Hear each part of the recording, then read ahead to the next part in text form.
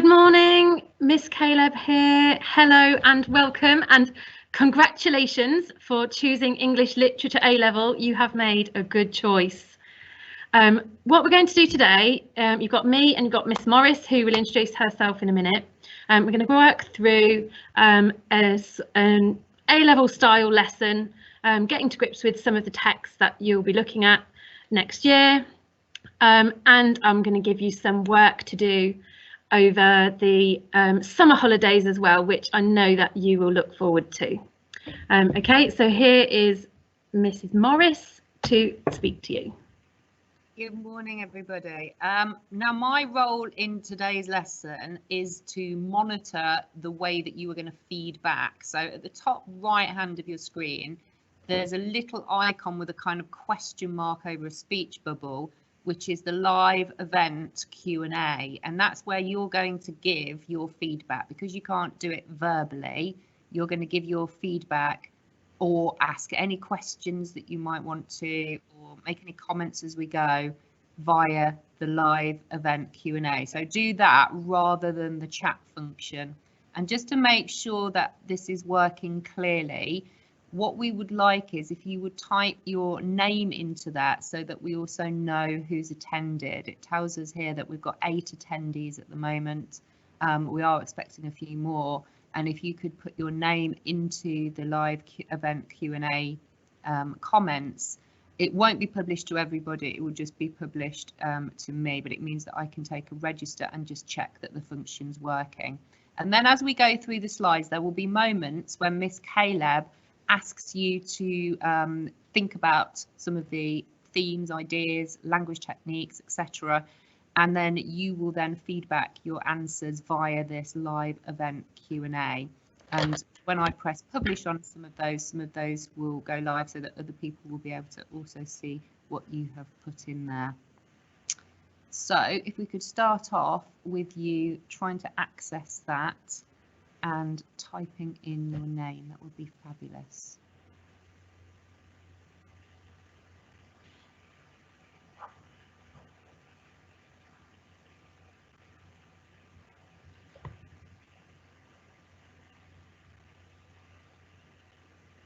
Just to mention, one's just come up, so because there's a bit of a delay as well. Yes, that might be worth. Was that what you were going to mention? Yeah, that's what I was going to mention. Yes, there is a delay, so bear with us when we're asking you to do something. We will give you a longer pause, but that's why we're waiting a bit longer, just for to address that delay. We've got one comment, or we've got two. Yeah, I've had 2 students put their names in. If you could pop your name in for me, that would be absolutely brilliant.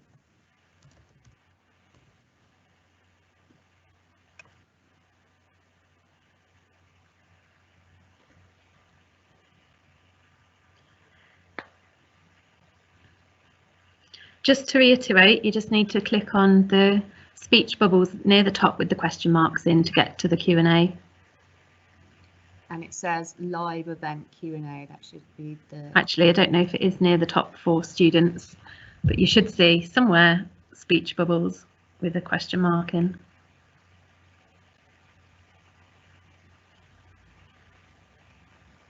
I think we've got a few more if you scroll down. Yeah. I've got 4 now.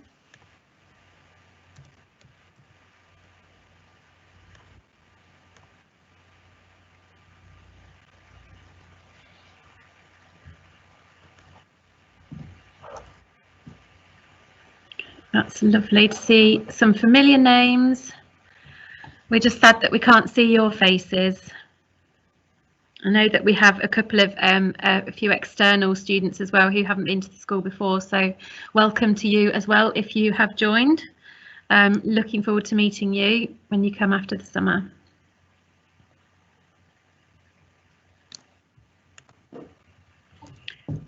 Okay, I'm going to move on, and then if you haven't put your name in yet, then you can still do that while I'm talking. But I'm going to get started. Okay, is that all right, Miss Morris? That's absolutely fine. Okay, so please, at any point, if you're having any problems with the technology or the sound quality, please do put it in the Q&A and we will try and address that, but do bear in mind that there is a bit of a delay, so it might take us a little while to try and address any problems. Okay.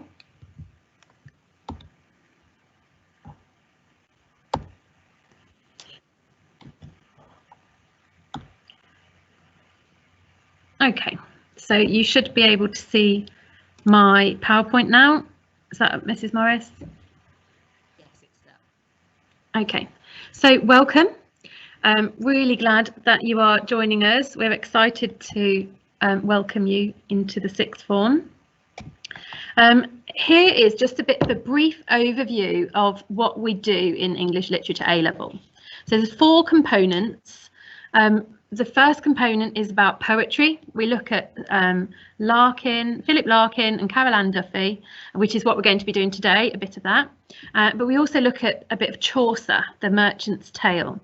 Component 2 is the drama exam, and that is where you look at the Duchess of Malfi and you do a comparison with A Streetcar Named Desire and Duchess of Malfi, and then you will look at Shakespeare's Hamlet as well.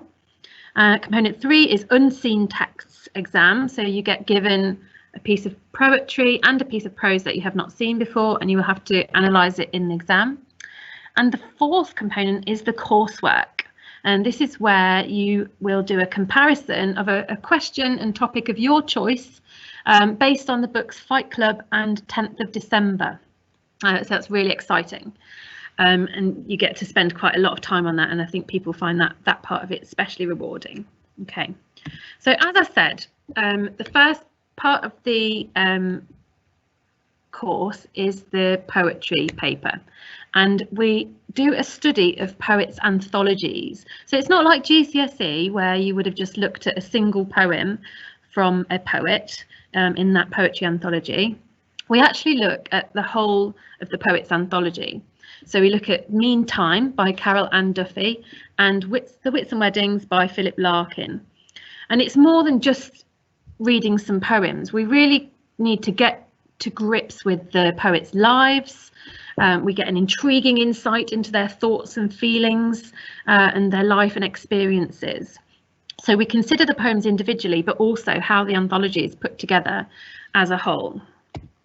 So the first one we are going to look at is Carol Ann Duffy's Meantime. If you have completed the transition work that we've set, then you should have done a bit of research about Carol Ann Duffy already. So just a bit of a quick summary and some reminders, or letting you know if you haven't done that work yet. So she's a lapsed Catholic. She was brought up Catholic and changed her mind as she got older. She's a feminist, and she grew up during second wave feminism. She was born in Scotland, so she's of Scottish heritage, but she grew up in England. She has a complex sexuality, which you can perhaps research a bit more on. She has had relationships with both men and women. Meantime was written during the 1990s after a relationship breakup and a move to a new town. So it's very much a time of transience, a time of change for Carol Ann Duffy. And that's kind of reflected in this anthology and what we see coming through in the poetry. I've got a bit of a video that I'm just going to play for you. Hopefully you'll be able to hear it. We have done numerous checks and we're hoping that this will work. It will just take me, it will just take a minute just to load up, but it should play and you should be able to hear it. If there are any problems, please just put a comment in and Miss Morris will be able to try and help.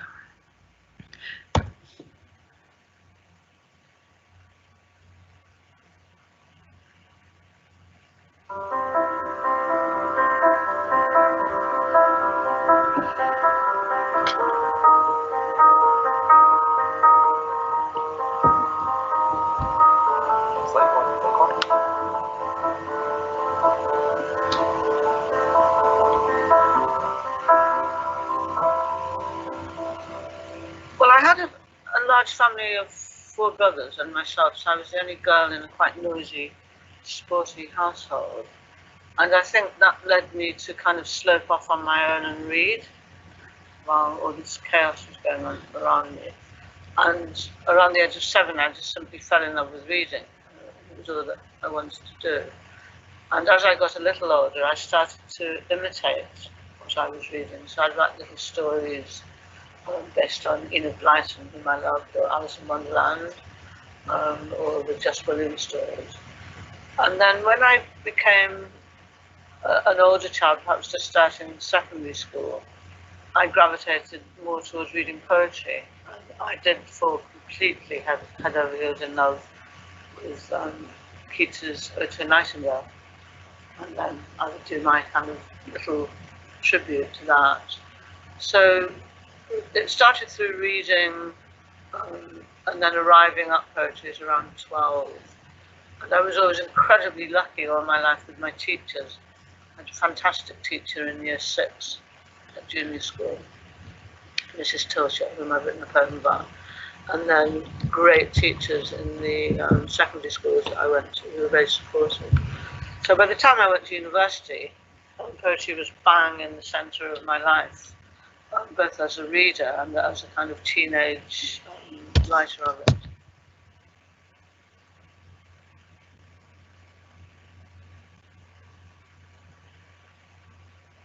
Sometimes poems just come to you, they surface out of memory or journeying or language itself.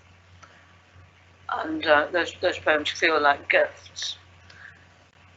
The opposite of that process would be a commission where someone gives you a subject and asks you to write a poem. And then there's the hope that something in that subject, the commissioned subject, will spark with something in oneself as a poet. And that can be very successful if that happens. The danger with the commission is if that doesn't happen, so it remains flat, it remains a subject you have to research and kind of crank up, and I find those very difficult, so tend to avoid them. But you asked about process. I think my process is a kind of silence and a listening, which gathers strength over time and contemplation into a kind of the energy of utterance. So I have a rhythm of not writing and writing, which works for me.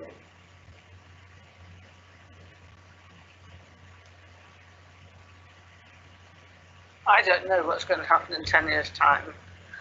I think we're all bombarded with multimedia and that kind of babble of noise and advertising and clamour and 24-hour rolling news. It's inescapable for many of us.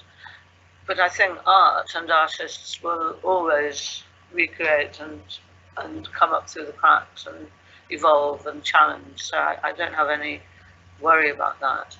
And poetry is a different way of using language and a different way of listening.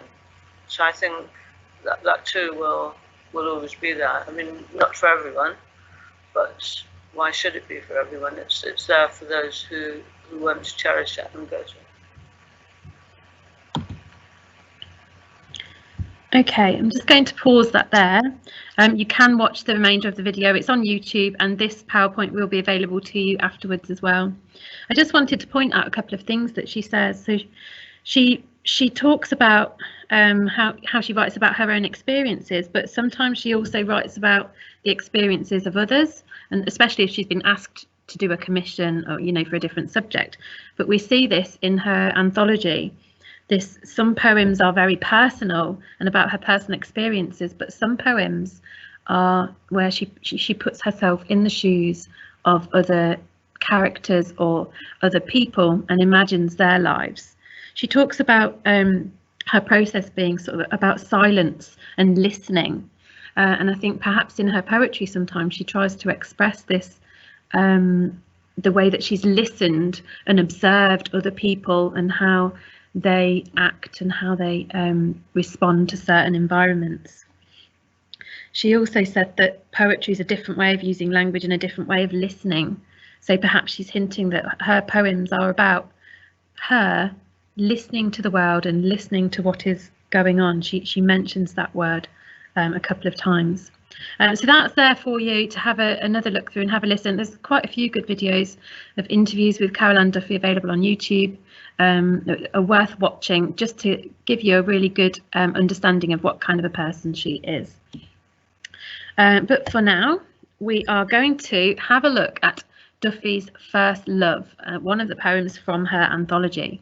I did put a link to this poem, a PDF with this poem on the website that you followed the link on to get to this. So I'm hoping that you have managed to get a copy of this in front of you. If not, don't worry, you can come back and have another look. This is linked to the work that you'll be doing over the summer. So you'll just need to try and get hold of that afterwards. Okay, I'm going to read the poem.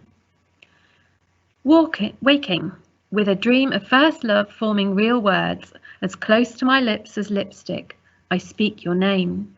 After a silence of years, into the pillow, and the power of your name brings me here to the window, naked, to say it again to a garden shaking with light.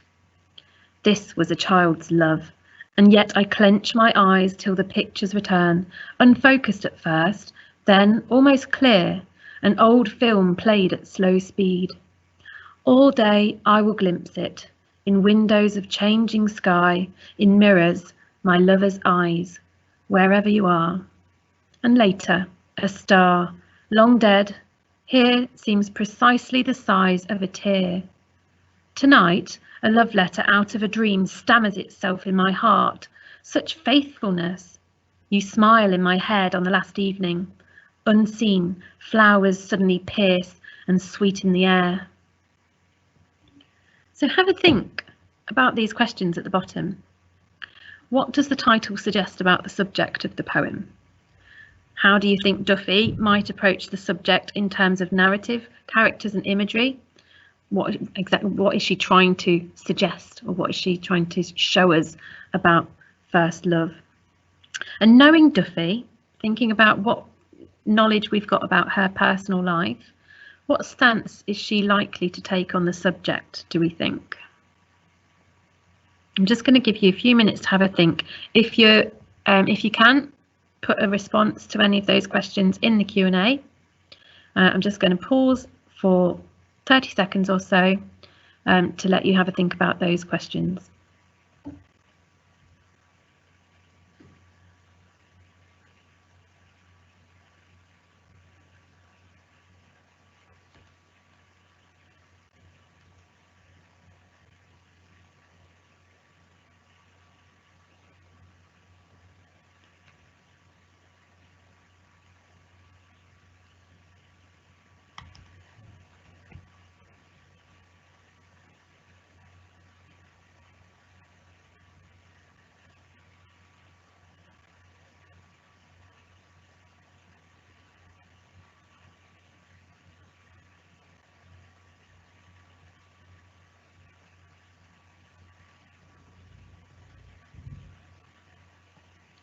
Okay, Mrs. Morris, have we had any responses? We haven't yet, no. If you would like to just type anything in, and I'll just say it out loud. I won't publish the actual comments, but if you've got anything that you'd like to add in, and then I'll just say some of them out loud. Yes, we can do it anonymously. Don't be shy. Put some of your ideas in there. I'm going to move on to the next slide, but do keep those questions in mind when we're just doing this next task. So we are going to do a task now that I do want you to have a go at, and I do want you to contribute. If you don't want us to say your name, that's fine. You can do it anonymously. Other people can't see your comments unless we publish them. Okay, so if you specifically don't want them to be published, that's fine. We can just say what you've said anonymously. Okay, so what I want us to do is to have a think about these 3 assessment objectives. So very similar to the GCSE assessment objectives. In year 12 and 13, you do have another 2, so you will have A04 and A05 as well, but we're just going to focus on these 3. So A01 is very much about how you respond to the text. A02 is about language, form and structure, and how poetic devices shape meaning. And A03 is the significance of context. So pretty much the same as the assessment objectives in GCSE. A04 is a comparison, and A05 is where you bring in critics and look at critical opinions and how they influence your own opinion. But we're going to leave that until we come back after the summer to delve a bit more into those. So I want you to have a think. The first task, A01, what is happening in this poem? What is the poem about in terms of subject and theme, and what is the speaker's attitude? So it's very much similar to the questions I asked you on the previous slide. See if you can just put yourself a comment in there, your first response to this poem. What's going on? Think about that title, First Love. What's going on in this poem? What is it about, and what's she trying to say, do you think? I am going to just pop the previous slide back on just in case anybody didn't manage to get a printout of the poem in front of you. And there's been a couple of comments, Mr. Caleb, some really thoughtful ideas here. So one of them is, I think the title suggests how important and memorable first love is. It's regarded as the first, which instantly places a value on it, as people like to make their first of any type of love special, much like a fantasy dream. I thought that was quite... Yeah, that's a fantastic comment. Well done. Yeah, you're really thinking closely about the language. And another one is, I think first love is like a new experience that can only be experienced once. It's a reminder that this love no longer exists. And I think that's really important because it is like the two time frames go through the poem, the present and the past, interweave. And that happens in an awful lot of Duffy's poems. Absolutely. Yeah, lovely. Well done. Any others? There's one more. The narrator is recalling their first love. Brilliant. Yep. So I think we've got, that kind of summarises the A01, isn't it? We've got the general gist. She's talking about her first love, the first time that she fell in love, and how this has perhaps impacted her later life. She's remembering that moment, isn't she, later on in life, and the feeling is still there. It's still quite strong. Right then, let's have a think about A02. Have a look. Are there any particular words or phrases that stand out? And what are the effects of these? Are there any poetic devices that have been used that you think are particularly effective? And how might these relate to Duffy's message about the poem? Or what is the poem's tone? So focus on A02 now and see if you can put another comment in the Q&A, and let's I'll pause for a minute to let you have a think.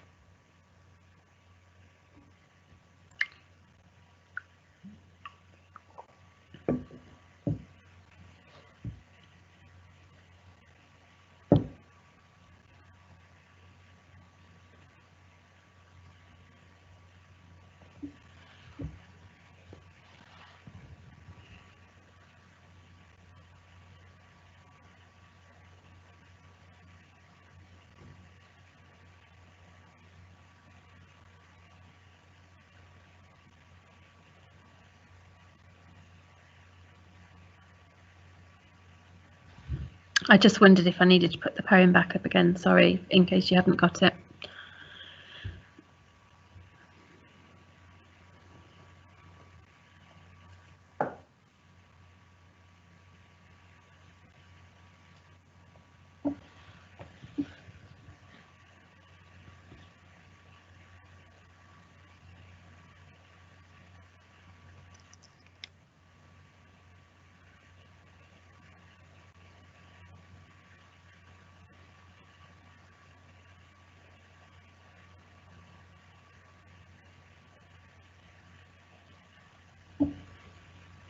Any responses yet, Mrs. Morris?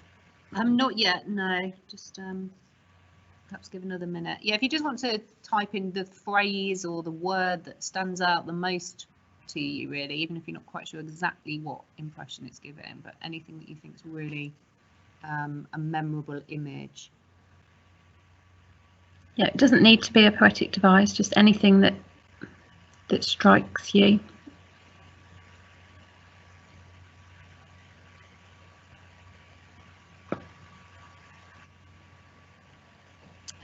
Couple coming up now. Dream of first love. Oh, you've gone a bit quiet, Mrs. Morris. Sorry, I've got a very poor microphone. I shall try to enunciate. Can you hear me now? Yep. Okay, so one comment says, dream of first love puts the emphasis on a sense of the brand new and a new beginning, often related with first love being a new sensation. Lovely, yeah. I like that you picked out that idea. And then we've got a simile picked out here, as close to my lips as lipstick. a simile which emphasises the closeness she feels to this first love, even though he's a distant memory. In addition, lipstick covers the lips, but is not part of oneself, which I believe could be a reference to first love being artificial. That's a really interesting idea. So you kind of you wear it and it kind of becomes part of your image, but it isn't intrinsically part of you. That's a really good idea. Yeah, that's great. Well done. And phrases like child's love could suggest that the relationship is somewhat irrational. I think that's a really good point as well, because it is about that emotion you feel when you have got a certain degree of naivety, that you haven't experienced it all before. So it's more powerful, more sensory perhaps, and perhaps more Another one we've got is, and somebody else has picked out, the simile close to my lips is lipstick, reinforces the feelings they once had for their first love, and symbolic of how the memory of first love is stained in the speaker's mind. I really like that idea. That's lovely. Yeah, that's lipstick stains, isn't it? That's obviously an image to definitely make sure that you kind of highlighting and thinking about, because it's clearly a powerful one that you can say quite a few different things about. Another one is a phrase that stands out to me is a child's love, as it shows how she's matured since her first love. I think that's really important because it is that sense of the love as was and then the feelings about it now. So there are these kind of dual types. Then we've got the phrase about an old film suggests to me that her first love is perfect as it is in the movies, because love in films is almost picture perfect. I think that's a really good point. That's a nice idea. Cinematic and romantic, and it's going to have this kind of bittersweet ending. And then the final comment we've got at the moment, dream, indicates that this is a fond memory and a positive feeling, as well as the surrealism that goes hand in hand with first love. Yeah, so the idea of it kind of having the quality of a dream, which is not always something that has a clear narrative. It can be a series of impressions, can't it? And just kind of images and flashes something. So that's really, really perceptive. Excellent comments there. That's lovely. Well done, guys, and thank you for engaging with this. It's really good to hear from you. Okay, last task then, quick one. Let's have a think back to the context we know about Duffy and her as a person. There's summarised the bits at the bottom of on the slide there. So considering what we know about Duffy, how might her own life or her own way of living influenced her writing of this poem, do we think? So perhaps thinking about the difference in her childhood, a strict Catholic upbringing. Could that have influenced this poem? What about her complex sexuality? What about the fact that she'd written Meantime during the 90s after a relationship breakup and a move to a new town when everything was changing? Can we take any of this knowledge to understand the poem a bit more? I'll put the poem back on.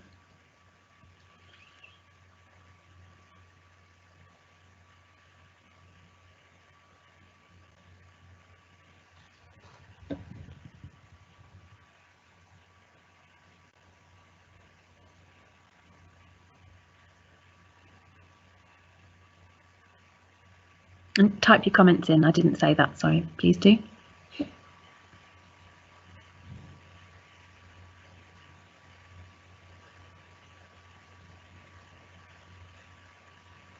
We've had a couple more about some of the images that stand out, which are really nice. My lover's eyes links to the windows of the soul, which could be a suggestion of soulmates, as they always have that connection.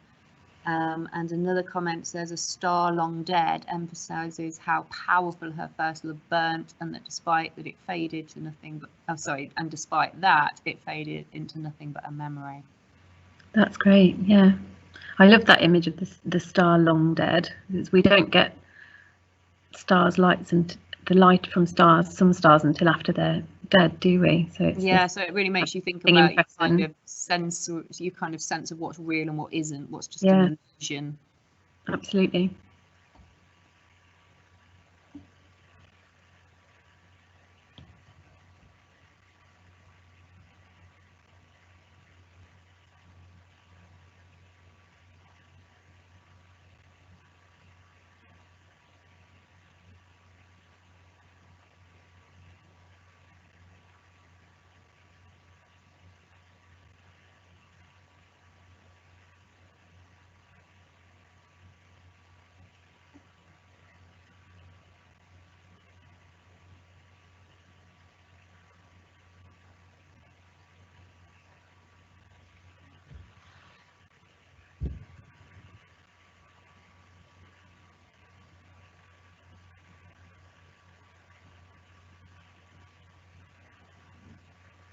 Okay, if we don't have any more comments, I might move on. There's one that just come up. The fact that she went through a breakup and moved away links to how she only has the memory of love. She isn't currently in a relationship, which emphasises her need to recall the past romances. I think that's important because definitely in Duffy's poetry there is a sense of displacement, the effect of a move at a kind of seminal moment in her childhood, and how that makes her always feel a little bit like an outsider, a little bit like she's not belonging to anything or any culture. So I think that's really a good point. Yeah, well done. That is a good point. So perhaps something else to think about would be her quite strict Catholic upbringing, relationships sort of outside of marriage are quite discouraged, I think, in strict Catholic households. So perhaps it's about her first sort of sensual, her first almost sexual awakening, this love that she felt for somebody. So that's something to think about as well. Okay, I have put on this slide some annotations of the whole poem. I'm going to go through them quickly, but as I said, this will be available afterwards for you to access. So I haven't talked about everything, and some of you might have different ideas to the ideas that I've had. That's absolutely perfect. I don't want you to just listen to me and not think for yourselves. So I'll go through a few of the ideas, and then you can come back and access this afterwards, particularly when you're doing your summer work. So thinking about it, I think we've already talked about the word first, so I'll skip that. Waking, that idea of this kind of awakening, perhaps. Remembering the newness of the feelings that she had was perhaps an awakening for her, perhaps a sexual awakening. But physically at this point she's waking up in the morning, so it's like the start of a new day, and this feeling, this new feeling, is coming back to her with this new day. I think somebody has already said about the surrealism with the dream of this, perhaps they can it quite be true? Can first love really be true, or is it just a bit of a dream? Perhaps it's a myth for the naive. But it's forming real words, so the past is still physically affecting her present time, and this is what Mrs. Morris was saying, that Duffy plays with time quite a bit in her poetry, and we see that here. Close to my lips is lipstick. We've talked about that, this kind of link to sexuality. Lipstick is perhaps a symbol of being an adult, and perhaps somebody who's trying to be more adult. Their name still has the power to evoke passionate feelings, like I speak your name into the pillow, and the power of your name brings me here to the window. And she says it again towards the end of the stanza. So this sense of reminiscing and the power that this person's name had. And there's this sexual connotations as well, not only with the lipstick, but the idea of being naked, shaking like the pillow, like saying your name, is certainly a sense of sexuality, I think, in this first stanza. And then there is that sense in the second stanza of the childhood innocence and naivety. It was a child's love, but she's clenching her eyes, and that verb clench brings a sense of desperation. She's really trying to bring these memories back. She's unfocused at first, these memories are, but then they're played like an old film played at slow speed, and it's like she's reminiscing, reveling in this memory. All day I'll glimpse it in windows of changing sky. Now there's pathetic fallacy used here with, the weather, it's changing, this sense of transience, of emotions, that, things are different to what they were before. And I think this idea of in mirrors, my lover's eyes, wherever you are, it's a bit ambiguous here, isn't it? But perhaps windows could be suggesting that they're soulmates. The window is the eye to the soul, apparently. Perhaps that, she'll never have this likeness in feelings again. Or is it just about seeing themselves clearly now? at this later stage.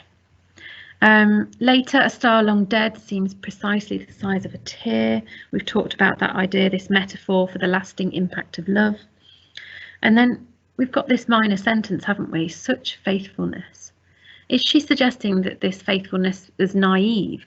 Has she had to grow up and change her belief of faithfulness? You smile in my head on the last evening. Unseen flowers suddenly pierce and sweeten the air. I have missed out the stammers bit. I'll come back to that. So could these flowers be a metaphor for the memory? And perhaps this bit tonight, a love letter out of a dream, stammers itself in my heart, perhaps suggests this nervousness of the first love feeling. But is that still physically affecting her? It's still sort of this heart clenching feeling of the love that she had. They'll be there for you to go through. Please feel free to add anything in the comments if there's anything you want to add or clarify.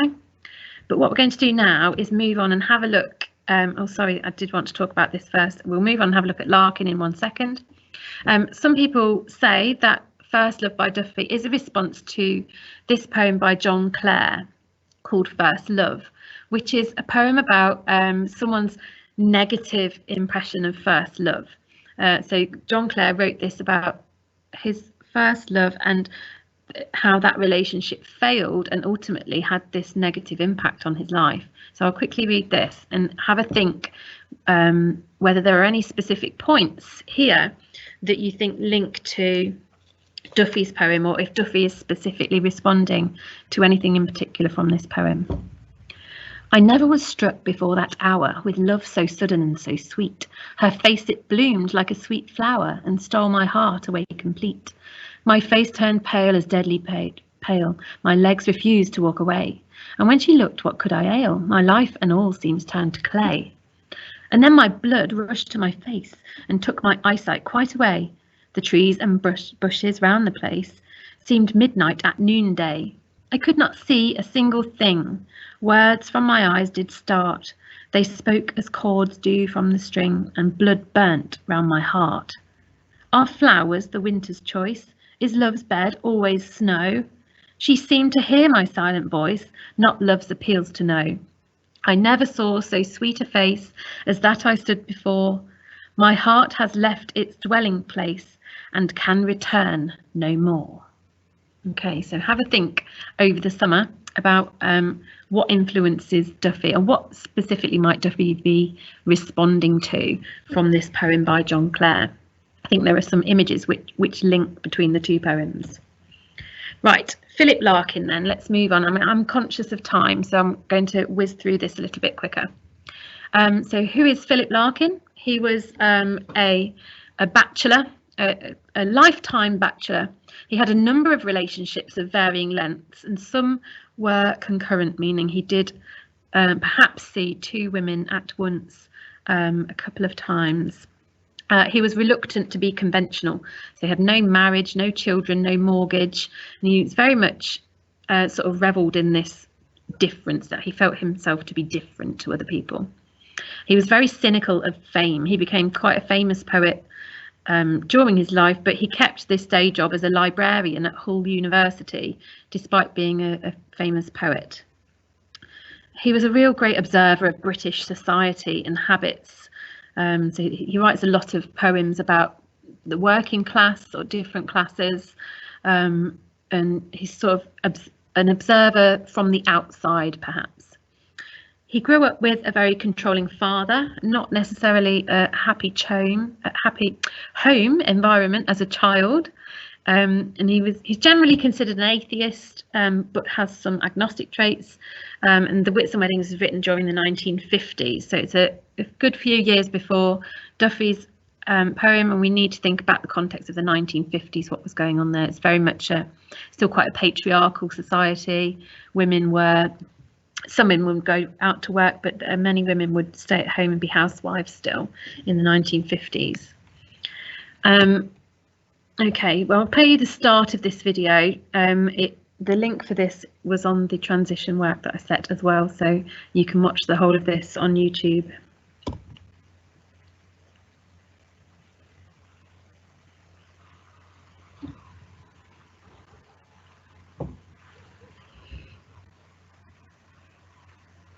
Dear Norman, I'm glad you feel satisfied with your life. No reason why you shouldn't. When I look back on mine, I think it's changed very little. Since leaving Oxford, I've worked in a library and tried to write in my spare time. For the last 16 years, I've lived in the same small flat, washing in the sink and not having central heating or double glazing or fitted carpets or the other things everyone has. And of course, I haven't any biblical things such as wife, children, house, land, cattle, sheep, etc. To me, I seem very much an outsider, yet I suppose 99% of people would say I'm very establishment and conventional. Funny, isn't it? Of course, I can't say I'm satisfied with it. Terrible waste of time. Okay, that's what I wanted to play you. You get a real, this is taken from a letter that Philip Larkin wrote, and you get a real sense of his kind of pessimism. He's very sort of scornful of normal, conventional daily life. He's a bit of a grumpy old man, really. But we kind of see a bit of this coming through in, we see a bit of this coming through in his poetry. That's available there for you to pick up and watch at a later date. Right, so let's have a look at Larkin's Wild Oats then. Hopefully you have managed to get the copy of this in front of you. About 20 years ago, two girls came in where I worked, a bosomy English Rose and her friend in specs I could talk to. Faces in those days sparked the whole shooting match off, and I doubt if ever one had like hers. But it was the friend I took out. And in 7 years after that, wrote over 400 letters, gave a 10-guinea ring I got back in the end, and met at numerous cathedral cities unknown to the clergy. I believe I met Beautiful twice. She was trying both times, so I thought, not to laugh. Parting after about 5 rehearsals was an agreement that I was too selfish, withdrawn and easily bored to love. Well, useful to get that learnt. In my wallet are still 2 snaps of bosomy Rose with fur gloves on. Unlucky charms, perhaps. I want us to think about the title of this poem as well. So you may or may not have heard the expression to sow your wild oats. And this expression basically means that this was encouraged sort of in the 1950s and before, that a young man should sow his wild oats. Basically have a period of time where he has lots of sexual relationships. He should go out there and spread his seed, so to speak. So this is about perhaps Larkin's wild oats being sowed, and his one of his first relationships that he had. So I want you to think about the stance that Larkin is taking on this subject. Start thinking about how it's quite different to Duffy, isn't it? What approach might Larkin have on the subject in terms of the narrative, the characters he talks about here, and this imagery. See if, and in fact, I'm going to move straight on to the next slide, and we'll talk about these because I think we're running out of time. So let's think about our A01, our response to this poem. What's happening in this poem? What is it about? What's the speaker's attitude towards this this initial experience of love, if we can call it love, or this first perhaps sexual encounter or first girlfriend, whatever you want to call it. Comments in the Q&A section, please.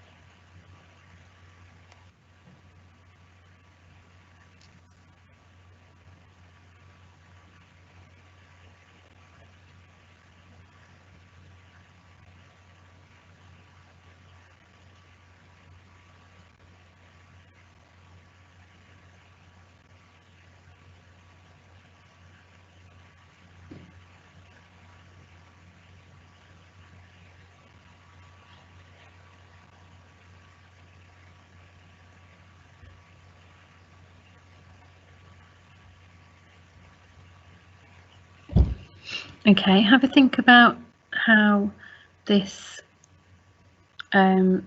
experience has impacted his life. So he's come across two girls and lacked some confidence, and then ended up perhaps not going down the path that he necessarily wanted to go down. Have we got any comments yet, Mrs. Morris? We've got one just come in. Larkin is recounting his first encounter with girls 20 years ago. 7 years. So 2 quotes there, 20 years ago and 7 years, suggest he's moving through time and his romantic experiences. And I think that's important because it just shows that this, even though he only ever met the girl whose picture he carries a couple of times, it obviously stayed with him, not necessarily so much for what she is as a person, but for what he learned about himself, perhaps, through that feeling he had for her. So I think that's really important, just with Duffy, the idea that the past and the present sometimes interweave and the past has an impact on the present. Absolutely. Any other comments at all? Anything at all? I'm going to bring the comments together. So if you've got any comments about A02, any language that you particularly like, any phrases that particularly stand out to you, or A03, what we know about Larkin, what are we seeing in this poem based on what we know about Larkin? Yeah, we've got another comment in. Larkin recalls an encounter with a friend who he seemed to be having a lasting relationship while being unfaithful to her, and he seems to be rather blasé about his behaviour. And I think that's absolutely right. He's very casual in the way he talks about this woman that he obviously had quite a long and deep relationship with, even getting as far as engagement. But it does seem kind of quite cynical the way that he treated her in many ways. Yeah, he's quite dismissive almost, isn't he? He's got this 7-year relationship, and that sort of came down to, well, wrote over 400 letters and gave a 10 guinea ring that he got back in the end. It's like it wasn't important to him, isn't it?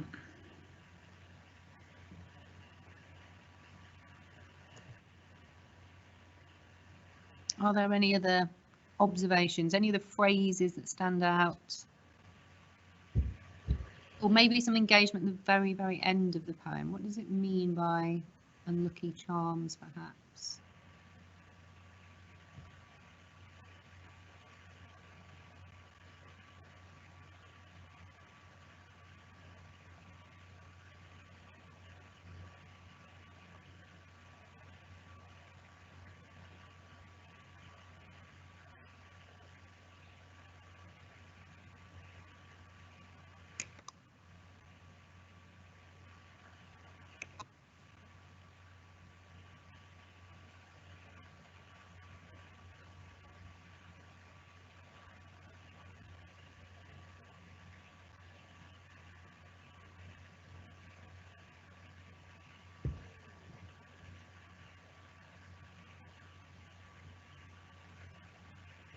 Okay, we'll move on, and then if you want to add anything as we go along, then please do.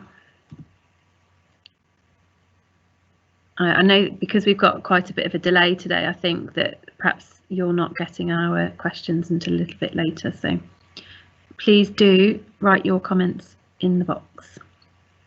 Okay, I'm going to just start having a look at these again. I'm going to go through them quite quickly, and you can have access to this to go through them and obviously add your own. I've only picked out some of the main ideas. So we've got this quite conversational tone, haven't we? Like he's recounting something casual or unimportant. Well, about 20 years ago, 2 girls came in where I worked. They're not given names. They're not really given any importance to him, and he's quite dismissive. We've got this bosomy English rose, so this focus on the physical beauty, this perhaps stereotype of English beauty. And her friend in specs I could talk to. And this is the one that he ended up taking out. So it's this dismissive inscription, the friend in spec, but this is the person that he could talk to. He was clearly more comfortable with the friend in specs, and because he was perhaps a bit intimidated by the other one's beauty. So we get this kind of sense of self-depreciating Larkin. You know, he's kind of criticising himself for perhaps not having the courage to talk to the bosomy English Rose that he really fancied. What he wanted, or what happened, was that he only felt comfortable talking to the one in specs, the friend, who isn't perhaps as attractive, according to Larkin. Yeah, I've got a couple of comments that have come in about that. Lovely. So I'll just add those in here. So one comment is, in my opinion, I think Larkin's language of choice is quite interesting and slightly flippant, because he states this girl is beautiful, but he's objectifying her instead of treating her as a human being. And then a similar idea, Larkin appears to be more obsessed with the girl he met once than of his own fiancée. English Rose appearance shows that he sees the other girl as a fair and pure beauty compared to his hardly gets a passive comment. Yeah, she's just known as Specky, isn't she? Yeah, and I think that word obsessed is quite good, because clearly he's still got the snaps, the pictures in his wallet later on. So it's this kind of obsession, or this regret of the past that he has. Yeah, I think you're absolutely right. But I also think there's a little bit more to it than that, because I think it's about him realising that this is an element of his personality, that he's always going to go for the pretty face and the bosomy English Rose, and he kind of just accepts that after a while. We've got a couple more comments. The language he uses is rather cold, where you'd expect to find more romantic language. Yeah, absolutely right. Yeah, and if we're starting to think about comparisons between the two, then that sort of sensual, passionate language in Duffy's poem it's a real stark contrast to this, isn't it? Considering they're both about a similar thing. Yeah, absolutely. There's always something quite kind of cold and cynical, really, about. Yep. Anything else? We've also got the girl he met once seems to have poisoned his relationship with his fiancée, as he spent more time thinking of her than being involved with his lover. And I think that's absolutely right. The idea that the kind of grass is always greener, that there's something more exciting. Bearing in mind that he didn't ever marry, but he did have a succession of relationships.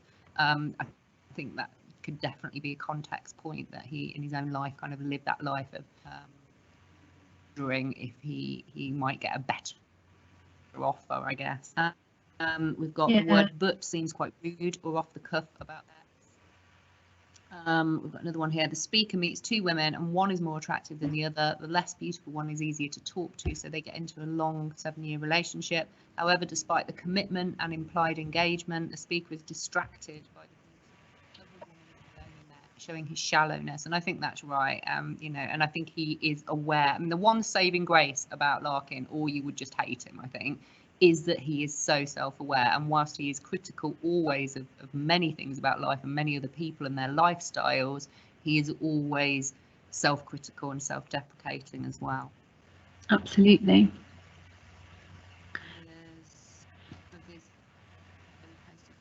Oh, you've gone quiet, Mrs. Morris. Just scrolling down, some of these comments have just kind of come up a few times. Here's another one. Unlucky charms, perhaps. The speaker blames perhaps the more attractive woman for the failed engagement and suggests other areas of life are met with bad luck because he cannot commit due to his selfishness.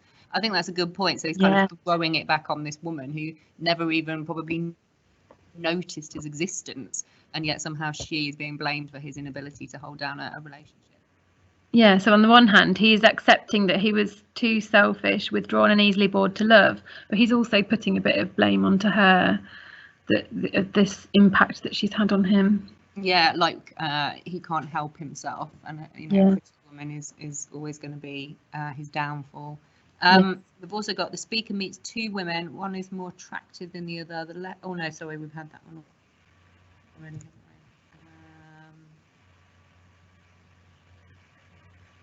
When he talks about the 400 letters and the ring, it's almost as if he's making an account of the relationship and looking at the relationship's face value. Yeah, so it's almost like he's measuring it in letters, the amount of time he spent or the amount of money he spent on a ring. Absolutely. So it's none of it spontaneous.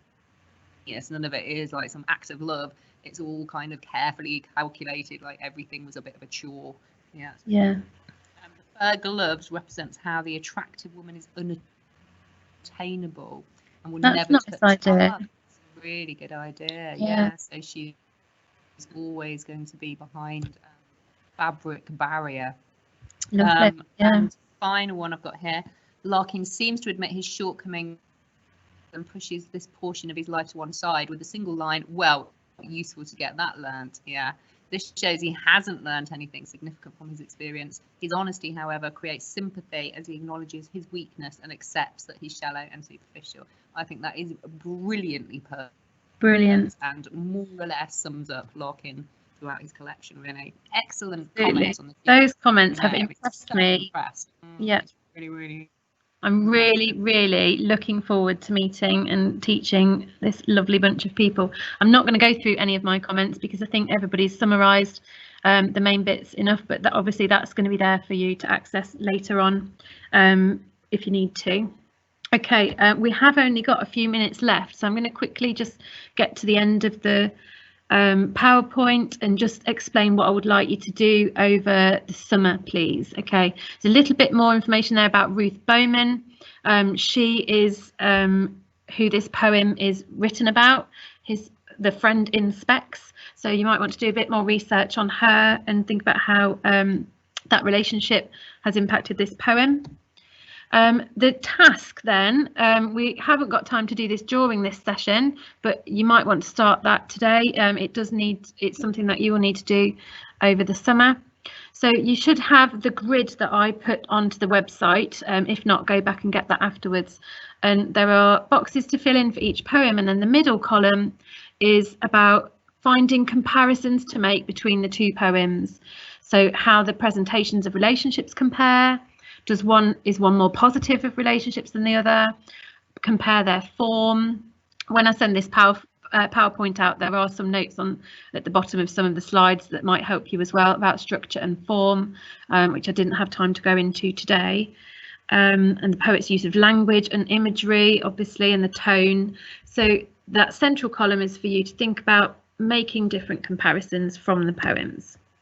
So your summer homework then is based on these two poems. You need to reread both of them and finish filling in each section of the AO grid that I have put on the website.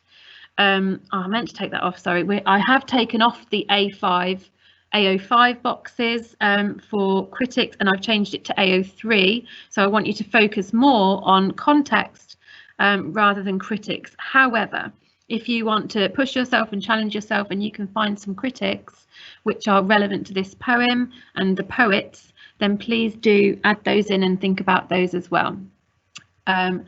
Then you need to write a short paragraph considering how the poet's experiences and the societies in which they live might have influenced their writing of the poems. And there will be the booklet to help you, which contains all of the information. It will just be pretty much this PowerPoint with a few extra bits added with some notes on. So that's part 1 and part 2. Part 3, you also need to purchase each of these 4 books ready for the autumn term, please. You will need these pretty much straight away after the summer, so please do try and get these versions of them as well, because it's easier for when we're making notes. And we would like you to read A Streetcar Named Desire over the summer as well, please, as well as doing this poetry work. It will be much better for you to have pre-read that text before you start, and that will be something nice to do during the summer. And finally, you will also need these books during your course.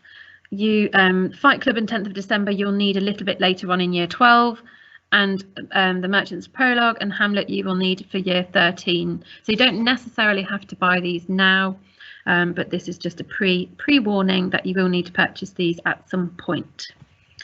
Okay, I am just going to, we're just going to put our faces back on so you can say goodbye to you properly. In fact, Miss Morris will put you on first. Okay, well, thank you. Off. Hang on. Thank you very much for all the really perceptive comments. Very impressive. So that's been great, and that's really helped the lesson, I think, go with a bit of a flow. So really well done.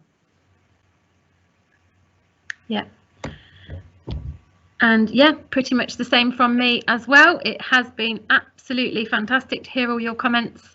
Really looking forward to you joining us. And as we said before, congratulations on choosing one of the best A-level subjects. The best. Definitely. The best, not one of the best. The Not best. that we're biased at all. Yeah. Yeah. Thanks very much for tuning in. Please get in touch if you have any questions about the summer work. We are available on email, and we will endeavour to help you. Thanks then, everyone. Bye. Bye.